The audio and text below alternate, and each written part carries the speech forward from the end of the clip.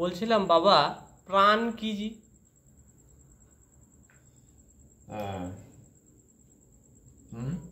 প্রাণ প্রাণ কি? প্রাণ হলো বায়ু, প্রাণ বায়ু, এটা জীবদেহের মধ্যে থাকে।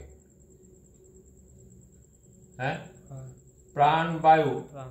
হ্যাঁ, ওই বলের ভিতরে, অর্থাৎ বলের ব্লাডারের ভিতরে যে হাওয়া থাকে, হাওয়াটা বেরিয়ে গেলে বলটা চুপসে যায় এবং শুধু ওই বলের খোলাটাই থাকে। তেমনি আমাদের ভিতরে যে প্রাণবায়ু আছে সেটা মৃত্যুর সময় বেরিয়ে যায়। হ্যাঁ, তখন আর এই দেহটার কোনো দাম থাকে না, ওই বলের হাওয়ার মতো।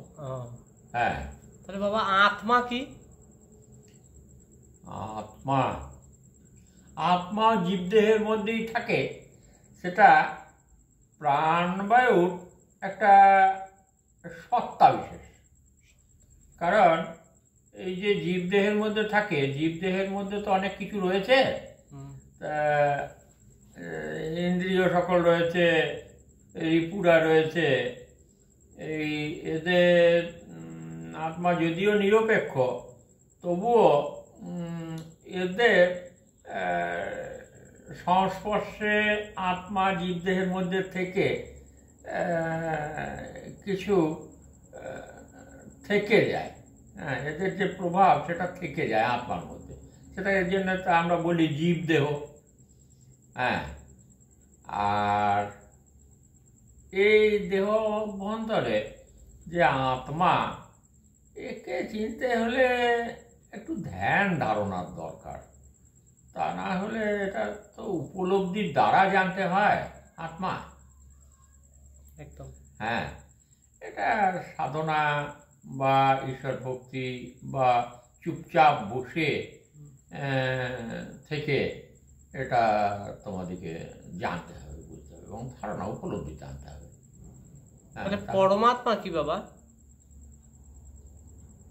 আত্মা যেটা শুদ্ধ, যেটা মোহমুক্ত, মায়ামোহমুক্ত, মানে পরমাত্মার সঙ্গে এই কোনো চাওয়া পাওয়া এসব কিছু থাকে না। যেমন ধরো ভগবান শ্রীকৃষ্ণ এই কথাটা বলেছিলেন যে আমি ব্রহ্ম আর পরম ব্রহ্ম। যোগীরা বলে আত্মা পরমাত্মা, আর যারা ব্রহ্মজ্ঞানী ব্রাহ্মণ এনারা বলেন ব্রহ্ম এবং পরম ব্রহ্ম। হ্যাঁ, তা এটা ভগবান শ্রীকৃষ্ণ গীতাতেও বলেছেন। এখন কথা হচ্ছে যে আমি তো ধরো একটু যোগী মানুষ, তা সাধন ভজন নিয়ে থাকি, তো আমার এই যে ধারণা বা এই যে উপলব্ধি, এ তো আমার নিজস্ব ধ্যান ধারণার কথা বললাম, আমি তো আর কারু কাছ থেকে নিয়ে বলছি না। তা তোমরা এগুলো একটু চেষ্টা করো জানার, বোঝার। পরমাত্মাকে জানতে গেলে আত্মাই একসময় পরমাত্মা হবে। পরমাত্মাটা রয়েছে কোথায়? তোমারই ভেতরে রয়েছে। হ্যাঁ, পরমাত্মাকে জানছো কি করে? যে তুমি বলছো পরমাত্মা, তাহলে তোমার পরমাত্মা যেটা পরম মানে হচ্ছে শ্রেষ্ঠ, তাহলে তোমার মধ্যে তো আত্মা রয়েছে, তার সঙ্গে আর একটা শ্রেষ্ঠ কথা যোগ হচ্ছে।